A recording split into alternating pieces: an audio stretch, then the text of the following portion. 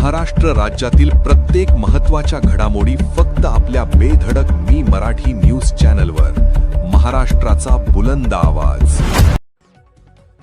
बनावट शालार्थ आयडी घोटाळ्याविरोधातील लढ्याला रक्तरंजित करण्याचा प्रयत्न. बनावट शालार्थ आयडी तसेच कथित बोगस मान्यतांच्या प्रकरणाविरोधात सुरू असलेल्या लढ्याला आता हिंसक वळण देण्याचा प्रयत्न होत आहे का, असा गंभीर प्रश्न निर्माण झालाय.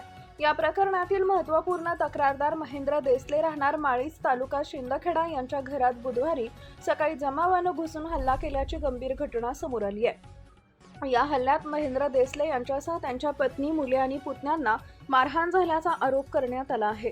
तसेच घरातील वस्तूची तोडफोड करण्यात आल्याचंही सांगण्यात येत आहे. घटनेमुळे परिसरात खळबळ उडाली असून तक्रारदाराच्या कुटुंबाच्या सुरक्षिततेचा प्रश्न ऐरणीवर आलाय. हल्ल्यामागे कोण, निष्पक्ष तपासाची मागणी. महेंद्र देसले यांनी या हल्ल्यामागे लोटन देवीदास देसले, LD देसले यांचा हात असल्याचा गंभीर आरोप केलाय.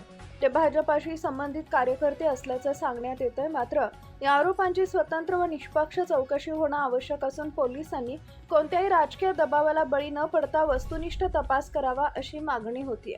महेंद्र देसले यांनी बनावट शालार्थ आयडी आणि कथित बोगस मान्यतांबाबत यापूर्वी विविध तक्रारी दाखल करून संबंधित प्रकरणांचा पाठपुरावा केला आहे. त्यामुळे तक्रारी मागे घेण्यासाठी किंवा चौकशीचा पाठपुरावा थांबवण्यासाठी दहशत निर्माण करण्याच्या उद्देशानं हा हल्ला करण्यात आला का, या दिशेनंही पोलिसांनी तपास करावा, अशी मागणी जोर धरतीये. CCTV, मोबाईल लोकेशन आणि कॉल रेकॉर्ड तपासा.